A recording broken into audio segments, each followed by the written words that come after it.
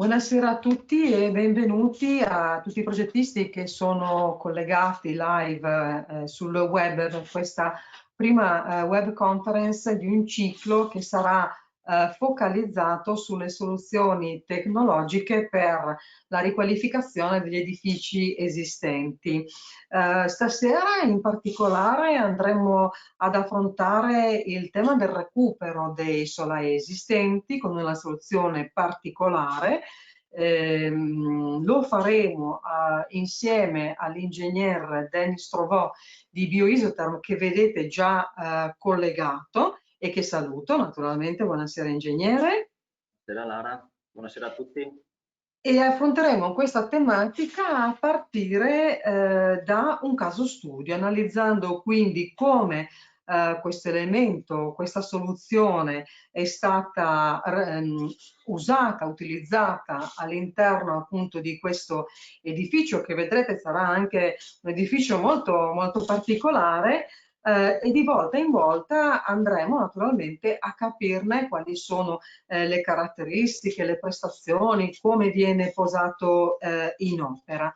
Prima di lasciare la parola all'ingegner Trovò, io naturalmente ricordo a tutti i partecipanti che nel menu che avete a tendina alla vostra sinistra della piattaforma GoToWebinar avete la possibilità nella sezione domande di rivolgere delle domande direttamente all'ingegner Trovò attraverso naturalmente la mia persona.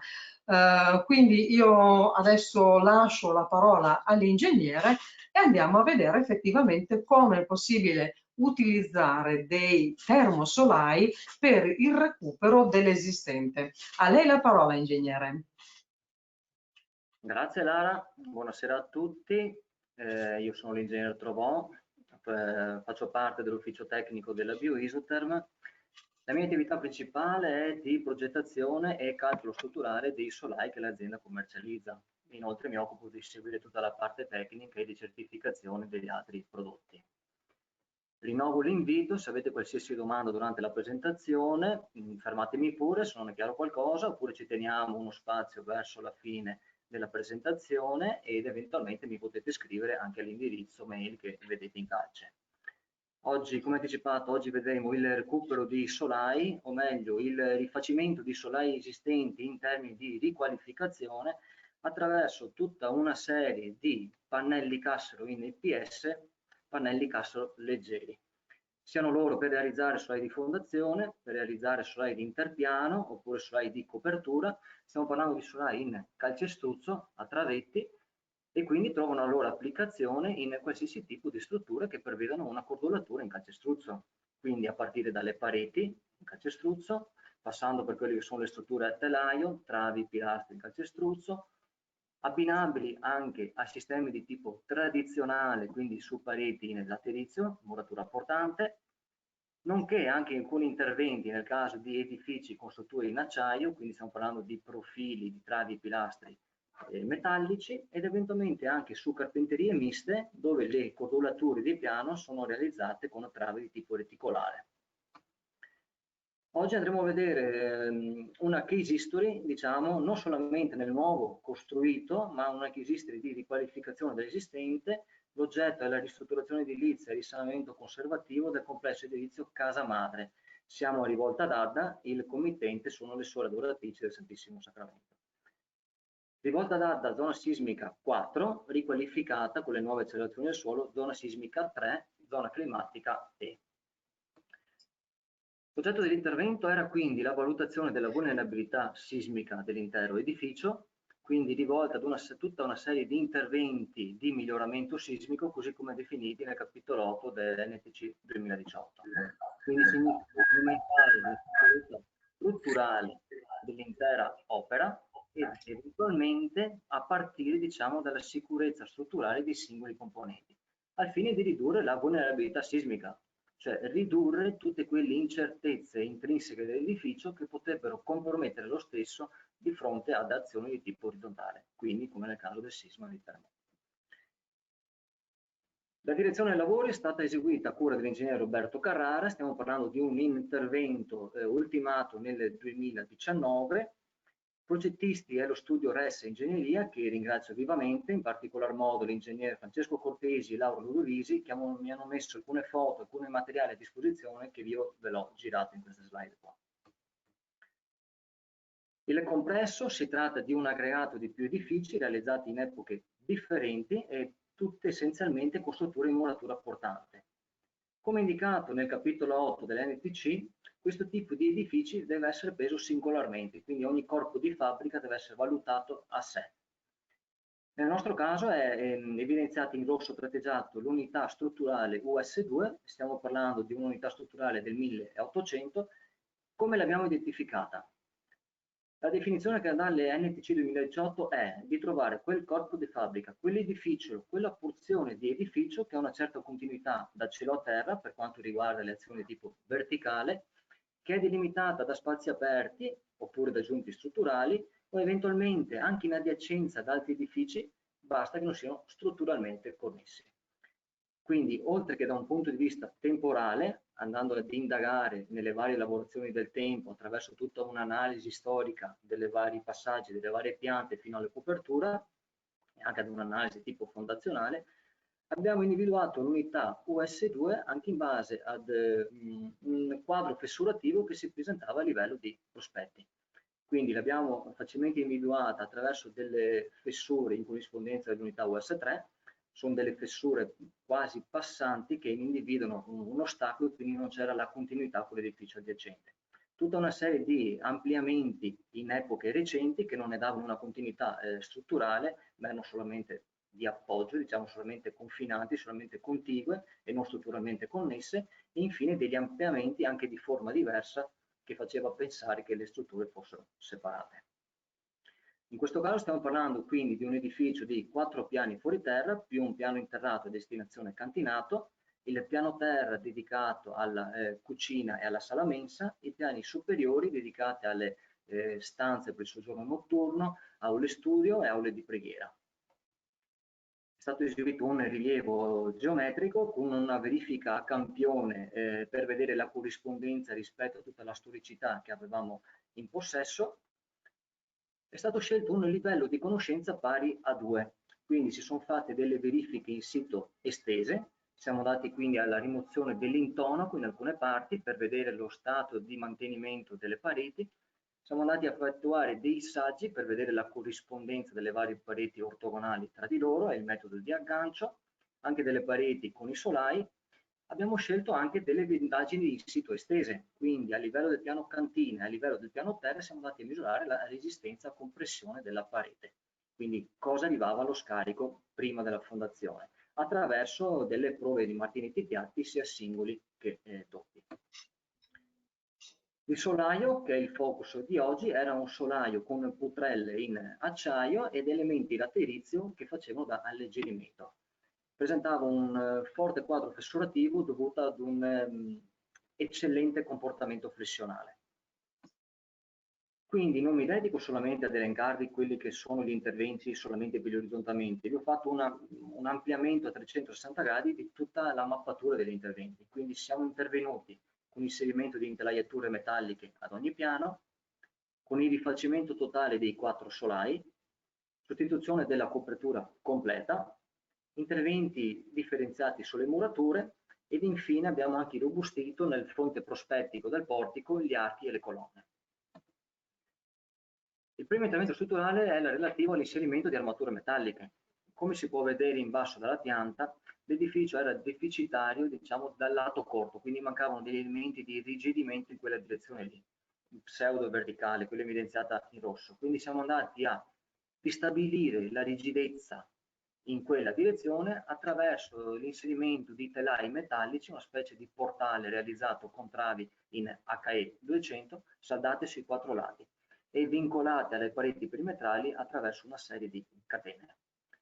Questi elementi sono elementi pressoché leggeri, diciamo, e permettevano anche la fruibilità degli spazi per ottenere il minimo ingombro all'interno dei locali. Qui vedete la connessione a livello di solaio e la connessione in corrispondenza alle pareti portate interne.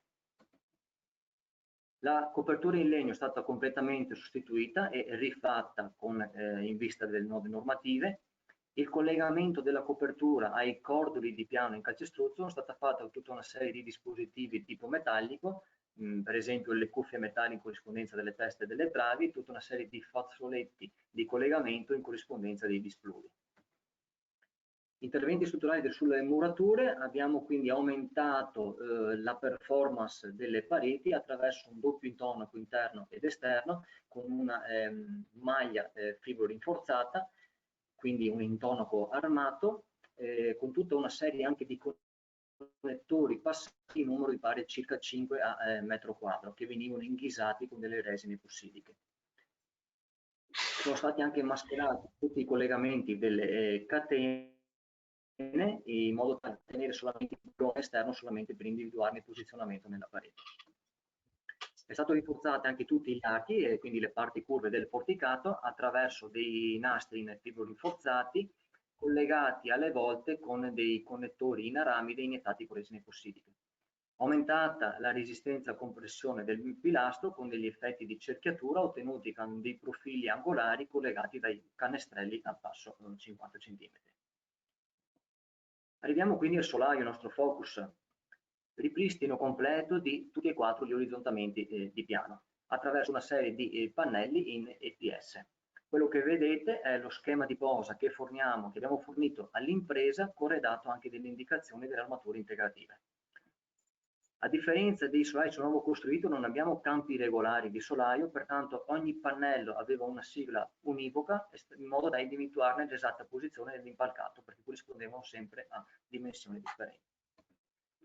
Si tratta quindi di realizzare un solaio a travetti in calcestruzzo armato attraverso tutta una serie di pannellatura a passo 60 cm che è opportunamente sagomata per ospitare l'incavo del travetto, che risulta a sua volta anche isolato inferiormente da un fondello spessore variabile da 4 ad 8 cm. Stiamo parlando di solai dove il posizionamento delle armature e il getto del calcestruzzo avviene necessariamente in opera. È un materiale certificato, quindi siamo in possesso sia della marcatura CE che della dichiarazione di prestazione. I cassi sono La interrompo un attimo, ingegnere, uno per fare una domanda che è arrivata, c'è un partecipante che chiede se le fessure che voi avete individuato appunto per andare a individuare poi anche il corpo su cui andare a lavorare, presentavano il corpo insomma da ristrutturare, presentava anche delle fessure nel senso ortogonale alle putrelle. Dopo qualche slide che probabilmente risponde alla sua domanda, quindi nei solari Perfetto. ha uno stato di fatto che probabilmente vedrà le diverse fessure, quindi Ok, perfetto. Allora è solamente le... rispondiamo dopo a questa. Invece io dovrei farne un'altra immagine, se possiamo magari tornare indietro di una slide e parlare sempre del termosolaio. Lei parlava in pratica dello spessore del fondello, in pratica, ma più o meno le dimensioni degli elementi del termosolaio, quindi magari lunghezze, spessori. Sì, allora il pannello ha una larghezza standard di 60 cm, è un pannello che viene fornito a misura, quindi della lunghezza necessaria alla campata da coprire. Gli spessori sono dettati dall'altezza strutturale, quindi abbiamo altezze del pannello compreso di fondello che vanno da 17 cm fino a 35 cm. Queste sono, diciamo, le restrizioni di stabilimento.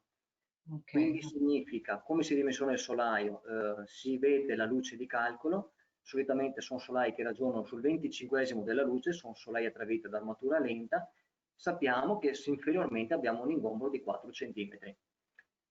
Da 17 a 35 cm di dimensioni di stabilimento abbiamo il passo di 1 cm, quindi 17, 18 e così via.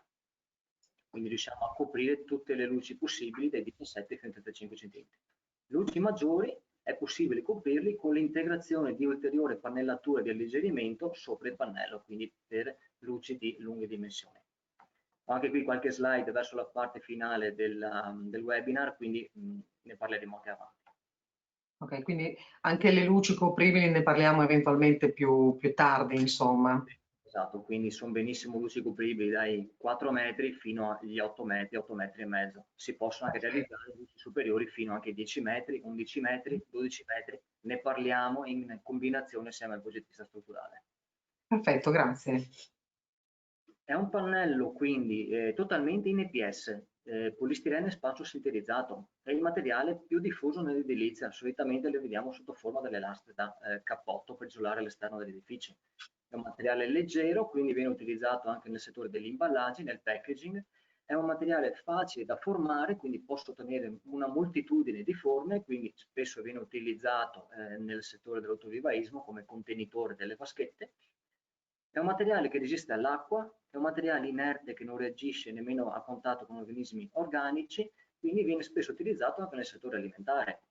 Ed inoltre tutta una serie di sfaccettature per un utilizzo a fine ciclo vita, diciamo, quindi può essere unito ad un legante, può creare calcestruzzi alleggeriti, può essere unito a del materiale rigenerato e creare eventualmente materiale da volume anziché materiale termico. I pannelli possono essere... La interrompo ancora, mi perdoni, ma ho visto, se possiamo ritornare alla slide precedente, ingegnere, mi è caduto l'occhio su questa dichiarazione ambientale di prodotto che vedo qua in basso a destra. Io so adesso probabilmente di alzare un vespaio, ma cerchiamo insomma di dare una risposta. Visto che c'è una dichiarazione ambientale di prodotto sull'EPS, noi possiamo considerare l'EPS o passiamo a parlare di EPS come materiale sostenibile? Sì, direi proprio di sì. Allora, la EPD, quindi la dichiarazione ambientale di prodotto, lo spiego, è un documento dove all'interno c'è tutta una serie di numeri, quindi ingegneristicamente parlando c'è tutta una serie di bilanci energetici e di quantitativi di quello che io emetto nell'ambiente che prende inizio dal ciclo vita del materiale, quindi dalla materia prima col quale lo formo fino al suo smaltimento. All'interno di queste EPD quindi è ragionevole e vengono riportati tutta una serie di questi numeri, quindi quanto io spreco per realizzare un chilo di prodotto e quante emissioni ho di CO2, ho di solfati, o di altri materiali che possono essere dannosi per l'ambiente. Quindi è un documento piuttosto oggettivo, è un documento infatti che è firmato da parti terze, quindi con la valorazione di un istituto esterno. Cosa è riportato in questo documento? Lo faccio per quanto riguarda l'EPS e lo faccio in modo da sintetizzarlo in 4 parole, giustamente in tutto il suo ciclo vita. L'EPS è un materiale che è fatto per il 98% di aria, quindi il 2% è solamente il materiale di sintesi con il quale racchiudo l'aria delle varie perle di EPS. Quindi io effettivamente chiedo all'ambiente poca energia non rinnovabile. È un materiale che per il suo utilizzo consuma pochissima energia, ormai lo produco in diversi settori, come ho detto, edilizia, packaging, alimentare, e quindi i vari produttori di EPS, quali siamo anche noi, hanno trovato dei cicli di ottimizzazione per quanto riguarda anche le produzioni di fabbrica, quindi il minimo dispendio di energia per un ciclo ottimizzato. Invece è importante questo, cioè è un materiale leggero, quindi la domanda che mi devo fare, questi bilanci qui sono fatti a chilo di prodotto, quindi la domanda è, con un chilo di prodotto quanta superficie utile io riesco a rivestire? Cioè se utilizziamo l'unità funzionale della resistenza termica, con un chilo di prodotto quanti metri quadri riesco a fare di cappotto? Visto che è un materiale diciamo più leggero rispetto agli altri, probabilmente riesco a realizzare più superficie utili, riesco a isolare più superficie rispetto ad altri materiali. Ma io lo considererei a tutti gli effetti un materiale sostenibile al pari degli altri materiali, anche perché è un materiale completamente riciclabile, un materiale che io lo porto nel centro di trasformazione, lo unisco ad un legante, faccio calcestruzzi alleggeriti, lo unisco ad un mattone e creo mattoni iporizzati, lo unisco ad una lastra prefabbricata e creo lastre predal. Quindi è veramente un'economia circolare, diciamo, dell'intero materiale. Lo considererei sostenibile al pari degli altri materiali, siano loro di origine naturale tipo fibra di legno, minerale tipo fibra in lana di vetro, lana di roccia o quant'altro. Quindi la sostenibilità del materiale è intrinseca nell'IPD di prodotto, diciamo. Perfetto, allora grazie. È interessante invece dire che essendo un materiale sostenibile è già una buona base di partenza perché i protocolli di sostenibilità diciamo a punteggio. Ecco. Potrebbe venire inutile questo aspetto. Continua allora, i pannelli totalmente in IPS possono essere accessoriati di tralicci per l'autoportanza, quindi di aumentarne l'autoportanza in prima fase, getto del calcestruzzo, peso degli operatori durante il trasporto, diciamo una volta banchinato, fino a 2 metri, quindi il doppio rispetto ai solai di tipo tradizionale. Può essere accessoriato per i profili del cartongesso, quindi per andare direttamente in aderenza con sistemi di finitura a secco. Sono dei profili AC, gli stessi profili utilizzati dai cartongessisti, si trovano a passo 30 cm. Quindi è un passo ideale per quello che è la posa del cartongesso che viaggia solitamente a passo 60 cm. Distano 1 centimetro dal fondo del pannello e sono facilmente individuabili attraverso alcune asole che identificano il posizionamento all'intradosso del pannello. Perché Virginia, io le faccio ancora un paio di domande, un po' perché sono arrivate un paio di domande, quindi relative proprio al pannello, e io però vorrei riferirmi un po' all'ultima, la slide precedente a questa, dove appunto lei parlava della, non questa, ecco questa qua, dove appunto si parlava del cartongesso appunto applicato al pannello. Qual è la resistenza di questi profili per cartongesso, in cartongesso? Allora, possiamo dire tranquillamente che possono fissare all'intradosso del solaio su questi profili un carico distribuito di circa 60 kg al metro quadro. È un numero ragionevole, non in virtù alle prove che abbiamo fatto, abbiamo tutta una serie di prove in casa che ne identificano la resistenza ultima allo strappo del profilo, che ha resistenze notevolmente superiori al valore che vi ho indicato, quindi il valore che vi dico io è un valore depurato ottenuto con opportuni coefficienti di sicurezza. Quindi possiamo dire tranquillamente che resiste a un carico di fino a 60 kg al metro quadro, fissato puntualmente in entrambi i profili, che è un carico superiore a quello che siamo abituati a inserire solitamente con cartocesco, stiamo parlando di 20, massimo 30 kg a metro quadro, anche quelli più sostanziosi. Allora, le faccio anche un'altra domanda prima di parlare della leggerezza, perché nella slide in cui lei parlava appunto dell'EPS, che è il materiale costituente di questa soluzione, parlava appunto dell'essere inerte. Allora c'è una partecipante che mi chiede quanto inerte è, cioè come si comporta in presenza di agenti corrosivi. Allora, faccio un esempio tangibile. Lo utilizziamo per un piano interrato, supponiamo. Quindi è un EPS, è una lastra da parete, diciamo, che ha contatto con una superficie, il terreno, che ha delle infiltrazioni che porta con sé tutta una serie di sostanze che possono essere anche corrosive o comunque che possono intaccare il materiale. In presenza, allora, mi vorrei dire, di materiali, come in questo caso il terreno, direttamente a contatto con la rastra, per un utilizzo continuativo nel tempo, mi verrebbe da dire che il prodotto deve essere protetto. Questo perché? Supponiamo per assurdo che anche il prodotto non sia protetto, ma alla lunga, secondo me, perde quelle che sono le caratteristiche di trasmittanza termica. Quindi lo stiamo utilizzando dal punto di vista di resistenza termica, però non proteggendolo stiamo vanificando questo aspetto. Quindi in quel caso lì, che è un caso un po' esasperato, siamo direttamente sempre a contatto con un materiale che è il terreno, che ne so, che può avere infiltrazioni d'acqua, quindi suggerirei eventualmente di proteggerlo. Come si proteggono banalmente tutti i cappotti fatti delle case, si proteggono anche per la durabilità del materiale. Materiale inerte lo intendevo che non reagisce a contatto con del materiale, però abbiamo tutta una serie anche di prove di infiltrazioni d'acqua, delle percentuali di infiltrazione d'acqua sul medio-lungo periodo.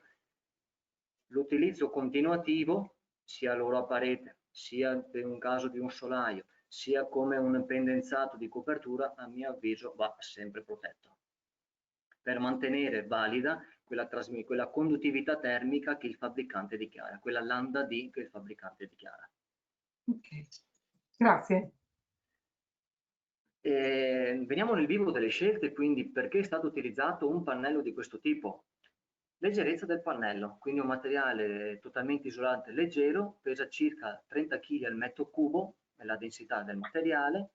Un pannello lungo 6 metri pesa circa 30 kg, quindi significa movimentabile facilmente da sole 2 persone. Significa che in cantiere posso non utilizzare la gru, posso farne anche a meno.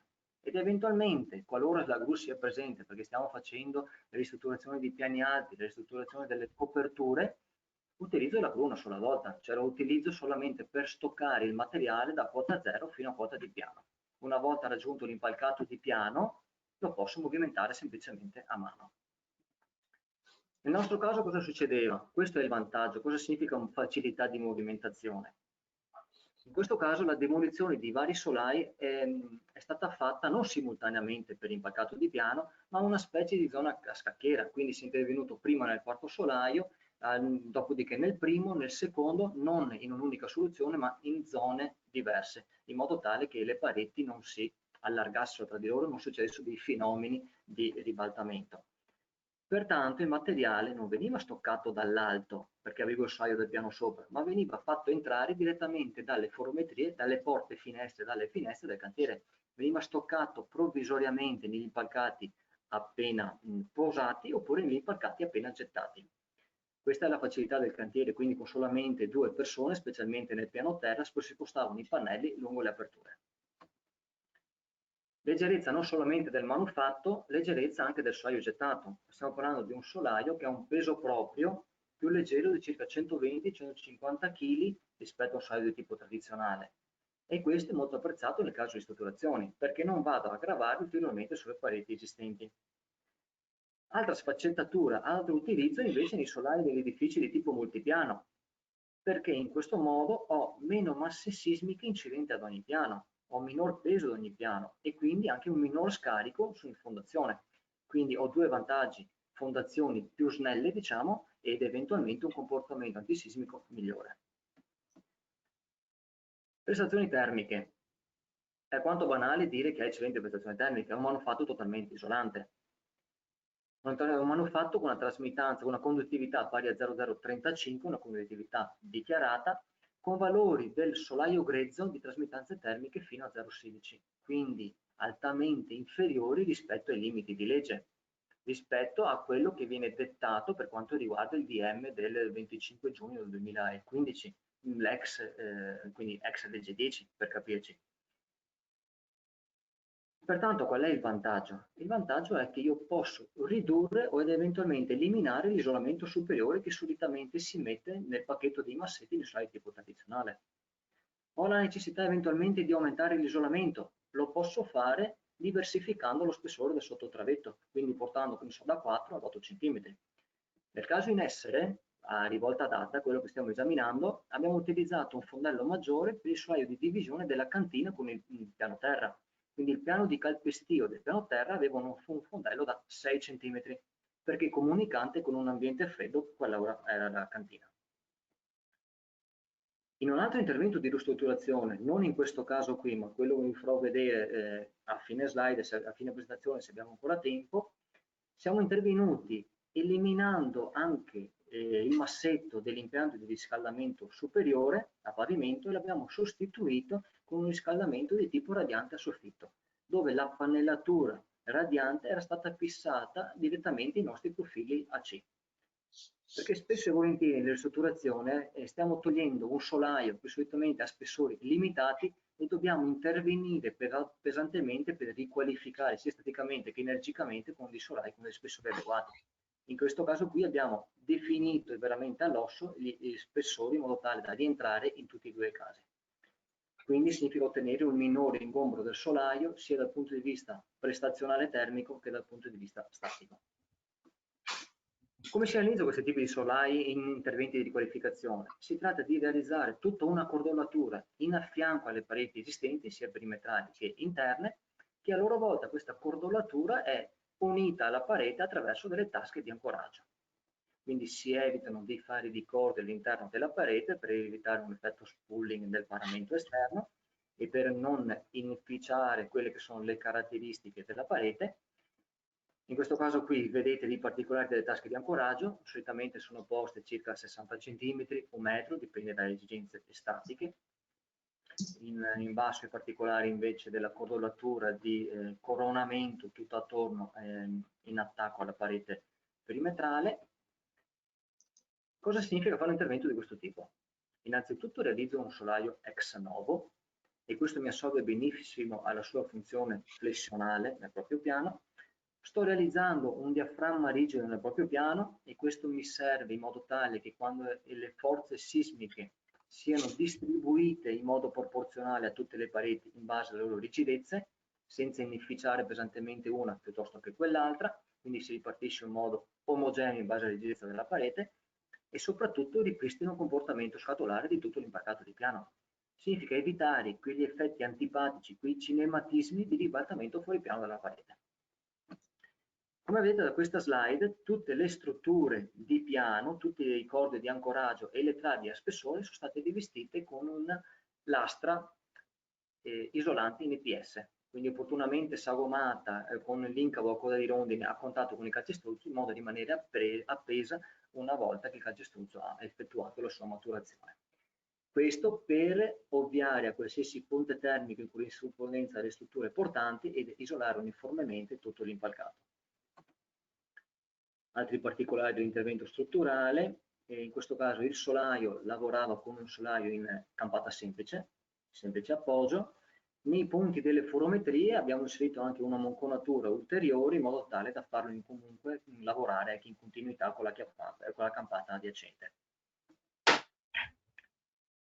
Questo è quello che vi dicevo poco fa. Cosa significa realizzare un coronamento, tutta una serie di interventi di questo tipo che mi legano tra di loro la parete con il solaio? Significa, in questo caso l'edificio sono state svolte sia delle analisi tipo locale sia un'analisi tipo globale. Qui vi ho portato un esempio del cinematismo della facciata principale fuori piano. Siamo passati da un coefficiente alfa 0, che è il coefficiente moltiplicatore del cinematismo, moltiplicatore dell'innesco, diciamo, della cerniera alla base per il ribaltamento fuori piano, da 0,04 a 0,20. E mi aspettavo un aumento del fattore alfa 0, perché significa che abbiamo aumentato quelle che erano le forze inerziali e quindi ho maggiore stabilità di piano contro il ribaltamento con cerniera alla base. In termini di accelerazione, il rapporto PGA, che mi identifica un rapporto tra capacità e domanda, sono passato dal pre-intervento da 0,32 a post-intervento a 1,36. Cosa significa? Significa che sono passato da circa il 32% della capacità che l'edificio aveva di resistere all'azione sismica di progetto in quel sito dedicato a un passaggio sopra l'unità. Quindi significa che ho avuto un buon risultato sia in termini di vulnerabilità sismica, l'ho diminuita, quindi l'edificio è meno esposto alle azioni sismiche e ho effettivamente contribuito al miglioramento della stabilità. La interrompo un attimo, ci sono un po' di domande, ma credo che darà risposta subito dopo la pausa, perché mi parla di reazione al fuoco, per cui credo che ne parleremo tra un po', se non mi sbaglio. Ecco. Poi ce ne sono alcuni che riguardano ancora il discorso che facevamo prima della protezione del termosolaio. Però se ritorniamo alla slide precedente, lei parlava appunto di riduzione appunto del rischio sismico. Quindi a me viene anche spontaneo chiederle che l'utilizzo di questo sistema, di questa tecnologia può permettere anche di sfruttare gli ecobonus, sia il sismo bonus, quindi per la riqualificazione dal punto di vista strutturale, quanto anche dal punto di vista l'ecobonus, quindi dal punto di vista della riqualificazione energetica. Mi dà conferma di questo? Sì, sicuramente sì. Un intervento di questo tipo ricade tra gli interventi in cui è possibile chiedere le agevolazioni sia dal punto di vista sisma bonus, quindi dal punto di vista della stabilità, dal punto di vista strutturale, in quanto è un tipo di intervento che ci permette facilmente di scalare le varie classi di rischio sismico. Quindi io banalmente parto da una classe di rischio sismico E e facilmente riesco a fare la scalata di una, se non addirittura due o più classi. in modo tale da beneficiare al massimo di quelli che sono gli incentivi del sisma bonus. Altrettanto valido, lo stesso discorso è possibile estenderlo in termini qualitativi di prestazione energetica e quindi è possibile sicuramente accedere a quelle che sono le agevolazioni fiscali anche in parte del bonus e anche della combinazione di due fattori. Sicuramente sì. Perfetto, grazie. Posa del solaio, quindi come ho detto molto sinteticamente i pannelli vengono forniti a misura dello spessore necessario alla luce da coprire, di carichi gravanti secondo un predimensionamento preventivo, vengono forniti in cantiere quindi già di misura, la posa viene effettuata a mano da sole 2 persone, sono elementi leggeri, previo un macchinaggio fino ogni 2 metri, una volta posato il solaio è subito pedonabile in tutta sicurezza. Quindi una volta posizionato il pannello sopra il banchinaggio provvisorio è subito pedonabile. Si inseriscono in questo caso quindi le armature orizzontali, sia le spezzonature, le monconature e gli appoggi, il solaio è pronto per il getto come il solaio del tipo tradizionale. A maturazione del getto e il solaio è pronto per la predisposizione delle finiture. In questo caso qui, in questo intervento, l'impresa ha scelto di intonacare le 2 campate laterali, che erano a destinazione degli alloggi, e di finire in cartongesso invece il corridoio centrale, anche perché doveva farci passare alcuni tipi di impianti. Finiture. Le interrompo ancora un istante, se può ritornare alla posa del solaio, perché ci chiedono se nella posa del solaio, quindi poi con il completamento del pacchetto, è conveniente mettere un massetto alleggerito prima di quello classico. Sì, io direi di sì. Diciamo che la procedura del pacchetto di massetti superiore in cappa del solaio può seguire quella dei solai di tipo tradizionale, quindi possiamo intervenire con sottofondi leggeri, con materassino, cioè la stratigrafia tipo quella del sottofondo per impianti, materassino, sottofondo alleggerito e pavimentazione finale. Quindi sì, possiamo procedere anche con sottofondi alleggeriti, sì, direi sì. Ok, ancora una domanda. Vedo appunto nella prima immagine pannelli su misura, ma quando si interviene molte volte sull'esistente non si ha a che fare con dei piani perfettamente ortogonali. Quindi è possibile avere anche dei pezzi speciali tagliati in un modo particolare oppure sono dei moduli standard e poi vengono sagomati in cantiere, oppure date già direttamente voi il pannello sagomato opportunamente? Allora, sì, i pannelli vengono consegnati a misura, sono larghi 60 cm, vengono già forniti con tutta una serie di convenzioni che definiamo con l'impresa.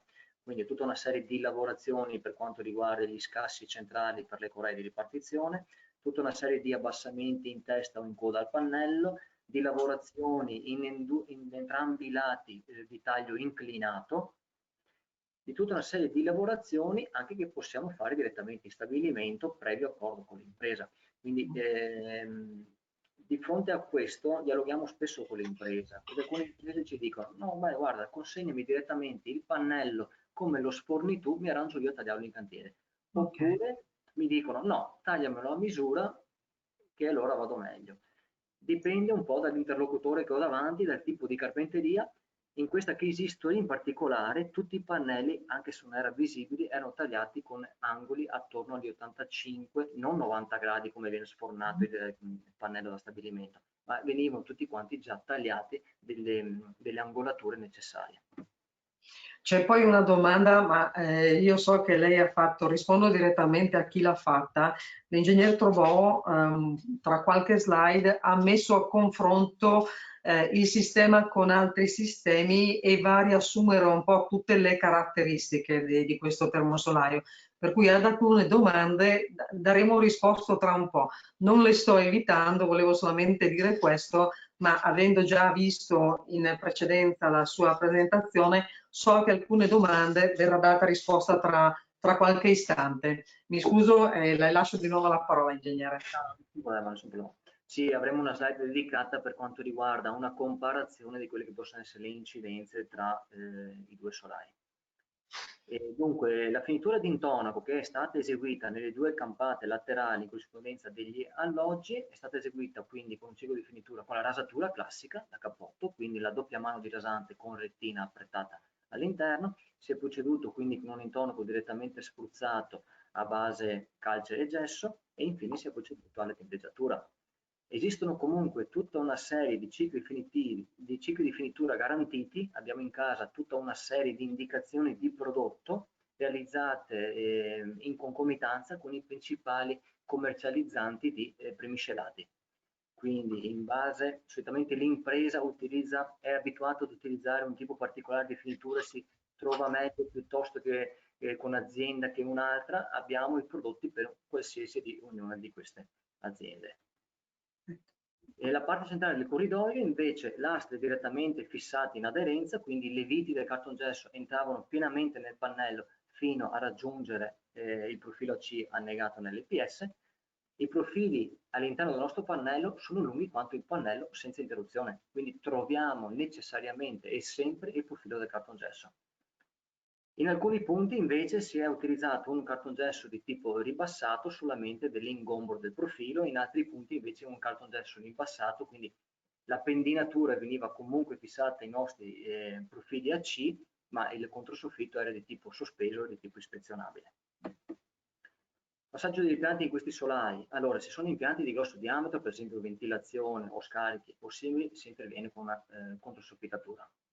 Eventualmente impianti di piccolo diametro, quale potrebbe essere il collegato dell'impianto elettrico, l'EPS può essere semplicemente scanalato con un cutter a lama calda, con un phon a caldo, fatto passare il corrugato alla scatola di derivazione ed eventualmente schiumato le eventuali discrepanze.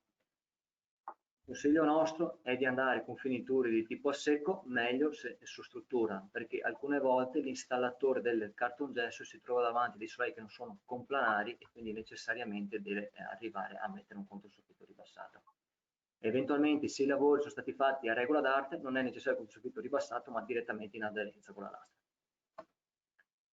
Comportamento acustico, molto velocemente, il solaio si comporta bene sia dal punto di vista di abbattimento dei rumori aerei che dal punto di vista del mettimento di rumore del capestio.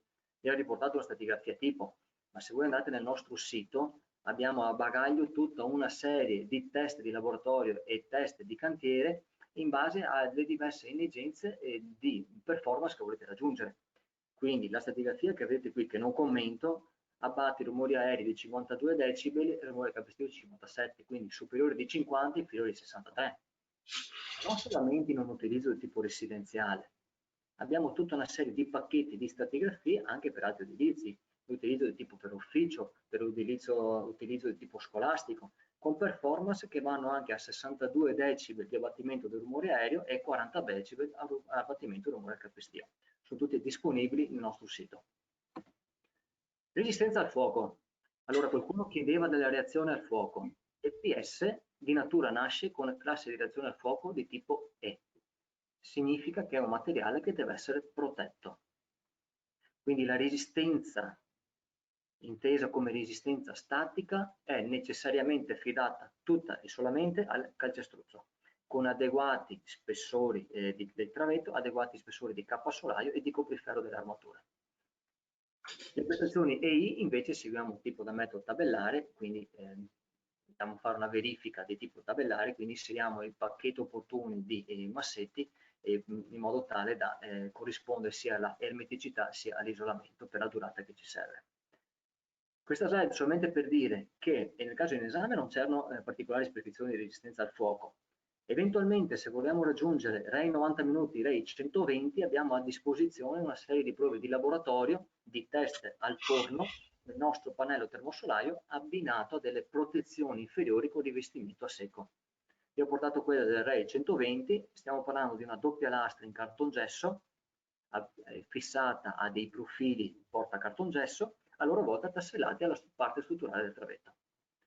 Non sono lastre, attenzione, non sono lastre ignifughe, sono lastre semplici. Quindi siamo andati a testare il pacchetto più economico possibile che mi facesse arrivare ad una performance massima. Infatti se andate a vedere 172 minuti di resistenza classificabile REI 120. Costi, così rispondiamo anche all'altra domanda pendente. Quindi sì, io ho simulato 2 solai, uno realizzato in metodo tradizionale lattero-cemento e quell'altro in materiale termosolaio. Partiamo dalla stessa altezza strutturale, sono solai che ragionano entrambi con il 25esimo della luce. Da una parte il termosolaio però ha un ingombro maggiore di 4 cm, ma non vedetelo come un ingombro, vedetelo come una maggior performance per quanto riguarda il punto di vista termico, perché dall'altra parte dopo devo isolare nel pacchetto massetti. In questo lato invece ce l'ho già isolato e ho corretto anche il punto termico all'intradosso. Calcestruzzo, stessa incidenza di calcestruzzo. Probabilmente nell'altro cemento leggermente maggiore perché viaggia a passo 50 anziché 60, ma sono sfumature numeriche, non sono quelle che fanno deviare l'ago della bilancia. Acciaio, stesso quantitativo di acciaio. Nel caso dell'atterocemento devo posizionare solamente spezzoni in appoggio e monconature in corrispondenza delle travi centrali, dall'altra parte ho tutta l'armatura integrativa. Però attenzione, da calcolatore di solai mi trovo spesso a non fare solamente solai che vanno bene per il classico sovraccarico 500 kg. Mi trovo spesso solai dove ho a che fare con sovraccarico folla, solai dove ci mettono sopra il terreno, solai dove ci mettono sopra carichi pesanti per depositi o quant'altro. Quindi devo utilizzare diametri e comunque anche spessore di solaio maggiori. Quindi con l'elettrocemento riesco a lavorare con bassi diametri, il fiotto, il filici, che riesco ad innestarli in stabilimento all'interno del fondello. Ma quando ho a che fare con solai di luce maggiore o con sovraccarichi pesanti, decade solamente ispezioni in monconature in appoggio. Devo inserire anche nell'elettrocemento delle armature dedicate, e sto parlando di F16, addirittura anche F20. Quindi, mentre da un lato sembrerebbe facilitato l'utilizzo della sola monconatura, dall'altro lato invece vi dico che in casi particolari tutta la monconatura è integrativa anche dall'altra parte. Alleggerimenti, e nel caso dell'attrocemento devo passare il tempo a inserire tutte le pegnate, una volta fatte tutte le stese di vari travetti, dall'altra parte invece ho un'unica soluzione, il pannello e anche la pegnata integrata. Lastre isolanti le devo necessariamente mettere nel massetto per recuperare il fattore di isolamento termico, che potrebbe anche essere banale nei solai di tipo di interpiano, perché non devono raggiungere stratosferiche performance termiche, però sono necessarie nel caso di divisione con ambienti freddi. Pensiamo ad un piano PLT, che è un ambiente freddo all'interrato, piani cantinati, box auto. Dall'altra parte invece nel caso termosolaio ho già con il solo pannello recuperato tutta la performance richiesta anche dalla normativa. Quindi eventualmente posso utilizzare un isolamento limitato nel pacchetto massetti o anche farne meno.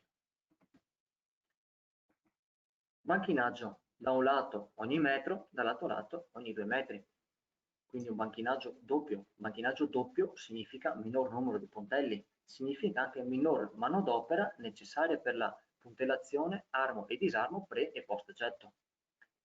Le imprese affiliate che utilizzano e continuano ad utilizzare il termosolaio, non solamente in sistemi di tipo tradizionale travi e pilastri, ma anche in qualsiasi altro tipo di carpenterie che vi ho fatto vedere nella prima slide iniziale, ci suggeriscono che loro ottengono un risparmio di costi finali pari al 15-20%, che sono costi legati anche ai tempi di cantiere.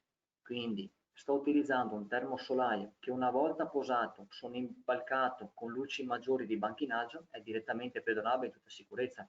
Non devono stare lì a mettere le reti anticaduta, non hanno il pericolo di sfondellamento della pignata.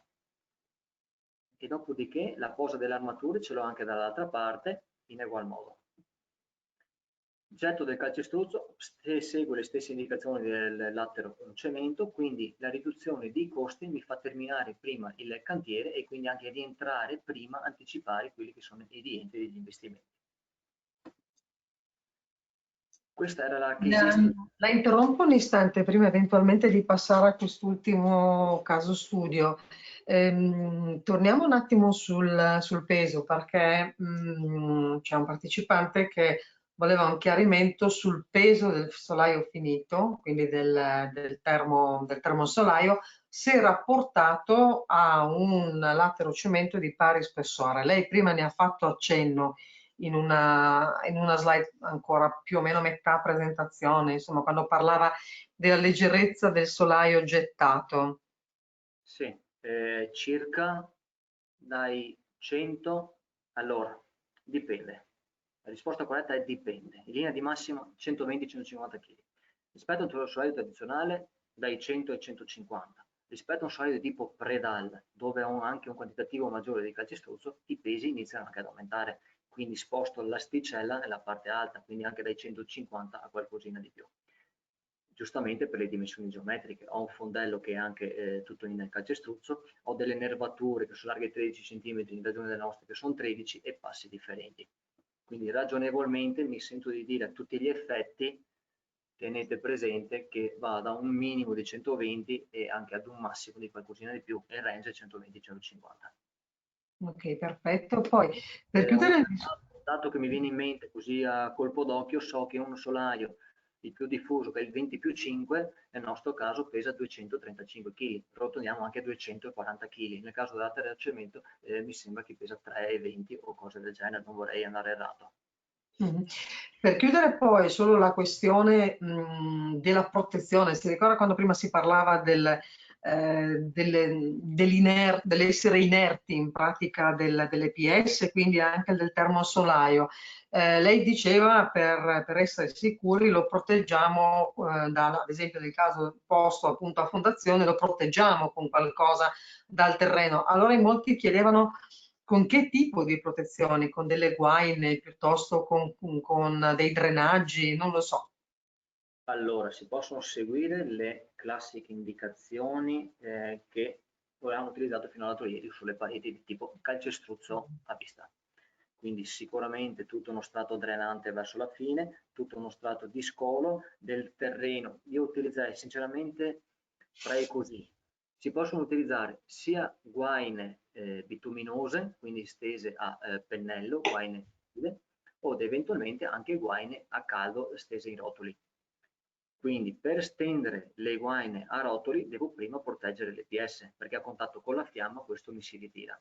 Quindi se devo andare a proteggere una parete per esempio contro terra, suggerimento di un lavoro efficace, procedo con una rasatura molto alla buona, una doppia mano con una retina annegata, molto alla buona, senza tirarla, in modo tale che posso andare con una guaina a caldo, quindi scaldare anche la guaina in avvicinanza del materiale in quanto l'ho già protetto. E questa è una sicurezza del lavoro.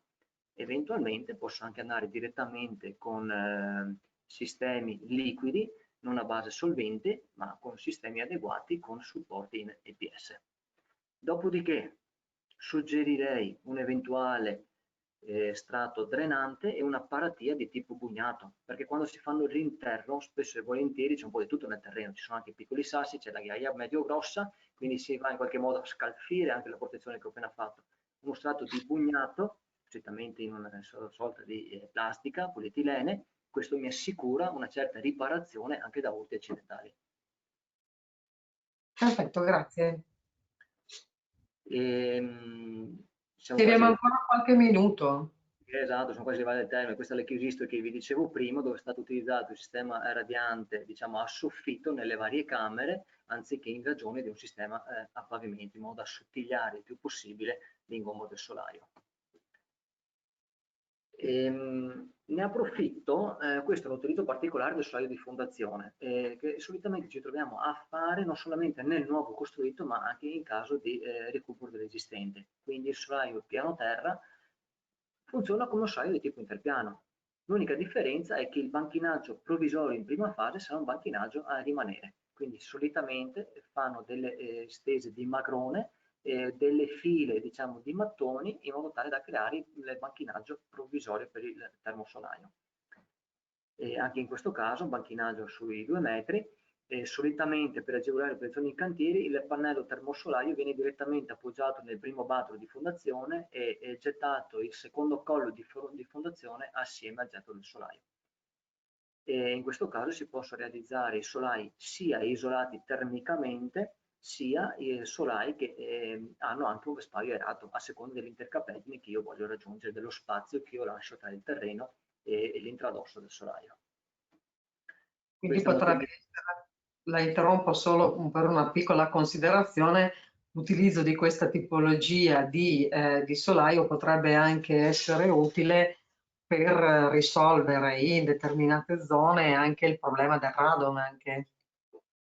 Sì, certo, sì, certamente sì, in quanto per l'eliminazione del gas da radon ci sono diverse tecnologie. O inseriamo una membrana antiradon in platea, e nella parte sommitale, quindi una volta gettato il solaio, oppure possiamo fare l'evacuazione dell'eventuale gas di deposito attraverso un'intercapedine aerata. Come in questo caso qui, creiamo un solaio staccato dal terreno, creiamo tutta una serie di connessioni che ci sia una ventilazione continua con un effetto camino.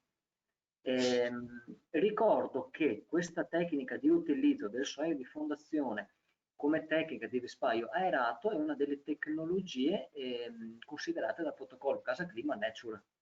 Quindi noi siamo anche partner Casa Clima e utilizziamo questa sorta di tecnologia, chiamiamola così, del solaio di fondazione anche per motivi, diciamo, di protocollo di certificazione. Quello che vedete qui invece è una estensione, un'ottimizzazione di quello che potrebbe essere un solaio di fondazione utilizzando degli altri prodotti dell'azienda, con dei tasseri isolanti a rimanere. Quindi quali sono i vantaggi? Creiamo dei colli di fondazione direttamente in calcestruzzo che sono già isolati. Quindi andiamo ad evitare totalmente quelli che sono i punti termici in conseguenza dell'attacco di fondazione.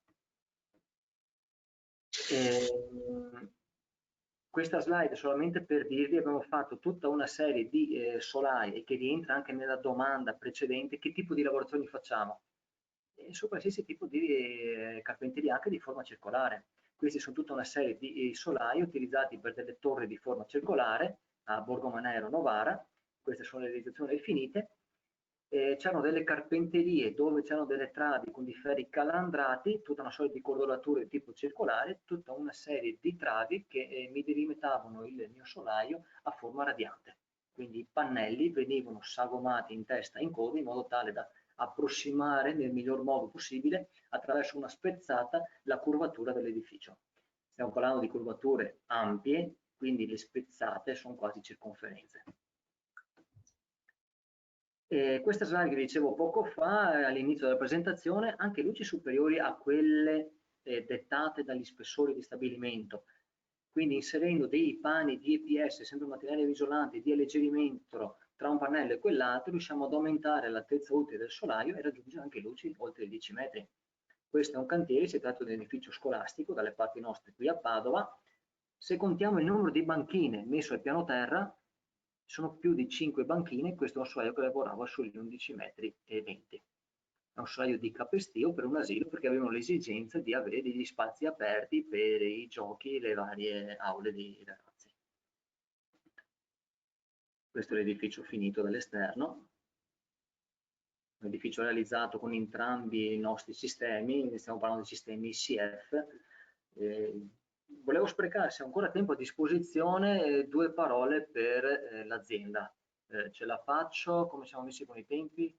La faccio in sintesi perché poi ho ancora due domande da farle, poi chiudiamo questo incontro, ma giustamente la presentazione dell'azienda ci deve essere, insomma, perché lei alla fine ha proposto un prodotto dal punto di vista tecnico, ma vediamo anche perché è tutto un sistema, non c'è solo il termosolaio, ci sono diverse, cioè la proposta completa in pratica per realizzare un edificio, quindi non solo nella riqualificazione, ma anche nella nuova edificazione. Prego.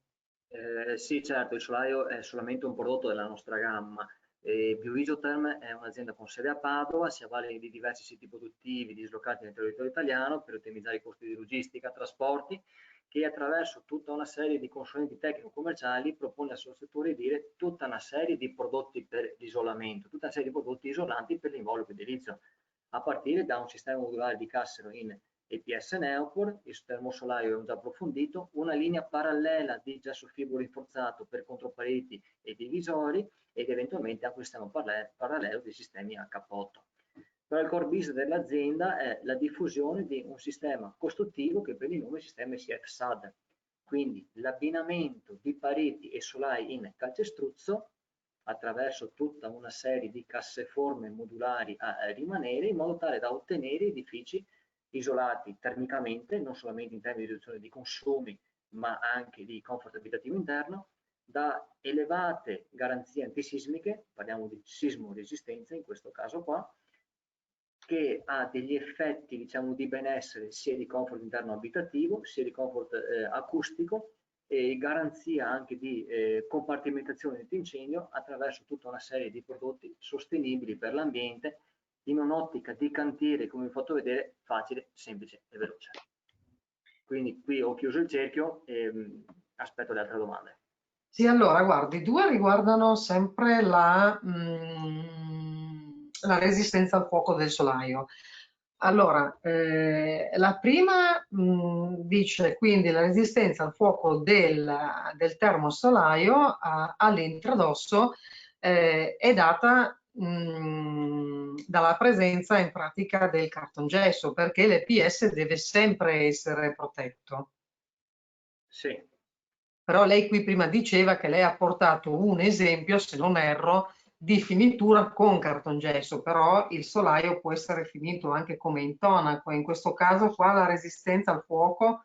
Deve essere finito con intonaco, certamente sì, un icono con adeguate caratteristiche ignifughe, dovrà essere assicurato ad un supporto che può essere una tela di tipo metallico, una rete di tipo metallico, che comunque a mio avviso deve essere fissata solidamente al pannello e quindi la struttura portante. Noi dobbiamo creare in un'ottica di antincendio una sorta di compartimentazione realizzata attraverso una protezione, non attraverso una finitura. Quindi la protezione deve essere collegata ad un supporto incombustibile. Il supporto incombustibile in questo caso è il calcestruzzo, quindi ci dobbiamo appoggiare in qualche modo con una tessellatura direttamente al travetto. Perfetto, sempre riguardo alla resistenza al fuoco, un partecipante ci chiede e dice qualcuno, anche se non so se poi è vero, dice che le predali in espanso, se esposte a un incendio anche non distruttivo della struttura, esplodono per il semplice dilatazione dell'aria contenuta nelle cellette, rendendo l'edificio inutilizzabile. E ci chiede se questa potrebbe capitare anche utilizzando il vostro prodotto, se ha la stessa possibilità di rischio. Ha ragione, ha detto correttamente, nel caso del predal esistono dei fenomeni di scoppio, perché in qualche modo l'EPS all'interno raggiunge temperature tali da evaporare e scoppia perché? Perché è intrappolato tra quella che è la lastra del sottofondello, chiamiamolo così, del pedale, e quello che è il getto di calcestruzzo, quindi la cappa del solaio. Scoppia per quel motivo. Nel nostro caso invece non succedono questi fenomeni di scoppio, perché con un'intercapedine arieggiata, come in questo caso qui, anche dovuta solo al minimo ingombro del profilo, mi permette di evacuare le sovrappressioni dovute all'EPS che evapora. Perfetto. Allora, lei Quindi, prima. quindi in questo caso qui non è intrappolato tra due elementi collegati tra di loro, ma è, i fumi, diciamo, del prodotto da combustione e anche il vapore evapora attraverso quell'intercapedine lì. Perfetto, allora lei prima ha fatto riferimento alla certificazione Casa Clima, ci dice se ci chiedono se questa tecnologia, se questo sistema può essere utilizzato anche di certificazione BioSafe, se lei magari ha già avuto a che fare appunto con questa tipologia di certificazione. Essere francamente, vi dico, non ho ancora avuto a che fare, Ecco. o perlomeno io personalmente, perché solitamente cosa succede? A volte siamo anche solamente fornitori di materiale, quindi non abbiamo il collegamento di quello che potrebbe succedere a Ecco. posteriori anche in termini di certificazioni tipo casa clima, di edifici, il suo evolver della progettazione. È interessante, finora non l'ho ancora conosciuto, piacerebbe anche a me avere una certificazione di questo tipo qui. Ad oggi conosco quella italiana del DM, diciamo, del 26 giugno del 2015 e conosco quella del protocollo Casa Clima, le Certo. altre purtroppo anche a mio dispiacimento non ho ancora potuto testarle. Beh, speriamo allora che ci sia occasione in futuro. Poi un'ultima domanda, ma credo che abbia già risposto lei. Ritorniamo un attimo alla sisma bonus. Ci viene chiesto se l'impiego di questo solaio rispetto a quello tradizionale in caso di recupero comporta un miglioramento della classe sismica. Non so se ho inteso bene la domanda, perché suppongo che il sisma bonus sia raggiungibile sicuramente appunto per il miglioramento della classe sismica, ma che non dipenda dalla tipologia di soluzione utilizzata, ma dal raggiungimento finale, insomma. Esattamente, esattamente. Allora, lasciando a parte la tecnologia che abbiamo proposto oggi del termosolario in sostituzione di sistemi Certo. esistenti, la tecnica di intervento che io oggi vi ho fatto vedere, quindi il rifacimento di un solaio ex novo, è sicuramente una tecnica di miglioramento antisismico a prescindere dal tipo di manufatto che noi utilizziamo. Resta intesa che qual è il vantaggio eventualmente dal punto di vista strutturale, perché preferire un sistema piuttosto che un altro? Mi viene da pensare il peso proprio del solaio. Mm. Io sto andando, come dicevo poco fa, una delle caratteristiche è un peso ridotto significa minori masse sismiche ad ogni piano, significa che mi ritrova ad avere forze anche in un'analisi statica lineare, diciamo sempre minori rispetto a un qualsiasi altro tipo di solaio in laterale cemento oppure predale o qualsiasi altro tipo che ha pesi maggiori. Perfetto, l'ultima domanda gliela faccio io. Abbiamo visto appunto nel recupero, nella ristrutturazione appunto di questo complesso che voi avete operato su 4 piani. Sì, esatto. Ci sono dei limiti in altezza nell'utilizzo appunto di questo termosolaio anche in caso di riqualificazioni? Oppure appunto, come diceva lei, la leggerezza appunto di questo permette comunque di intervenire anche su edifici pluripiano, non solamente di 4 piani come in questo caso. Sì, ha detto bene, sì. Possiamo intervenire sia su banalmente edifici monopiano, per ripristino della copertura, eventualmente per una sopraelevazione, sia sul rifacimento di edifici multipiano. Quando parlo di edifici multipiano sto parlando di edifici con più di 10 piani fuori terra, 13-14 piani. Ok, perfetto. Ultima domanda, perché questa è l'ultima, altrimenti sforiamo troppo. La larghezza delle nervature dei pannelli, è fissata a 11 o 13 centimetri, ci corregga lei. Questo è uno standard oppure è possibile avere anche altre tipologie di larghezze di nervature? Allora, le nervature sì, sono larghe, la larghezza nominale della nervatura, anche Sì. se ha un profilo basso rastremato, è di 11 cm, basso 60. Queste sono le dimensioni per il calcolo. Tra veti maggiorati, diciamo il solaio nasce con questa impostazione di fabbrica. Io credo che colui che ha fatto questa domanda qui intendesse dire: se ho la necessità di allargare il travetto, come posso fare? Allora possiamo agire, diciamo, localmente, solitamente si allarga il travetto in corrispondenza delle teste, perché esce alla sollecitazione di taglio. Eventualmente, se è per questo motivo, possiamo anche inserire una sorta di armatura di confinamento, quindi una sorta di staffatura, anche perché aumentare la larghezza del travetto significa anche aumentarne il peso. Quindi è come un cane che si morde la coda e quindi da una parte recuperiamo in resistenza, però aumentano i pesi.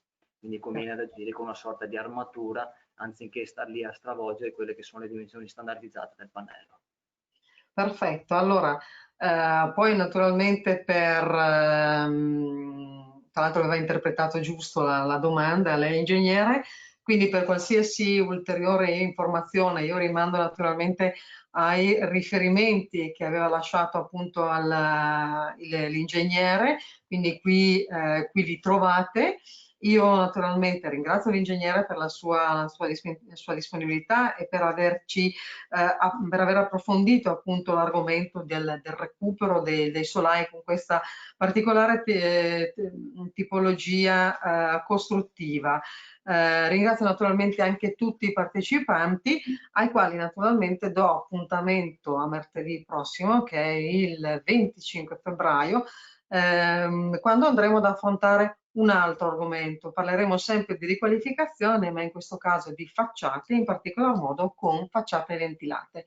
Per cui io ringrazio tutti, di nuovo un ringraziamento all'ingegner Trovò e buona serata e alla prossima settimana. Grazie ancora. Grazie.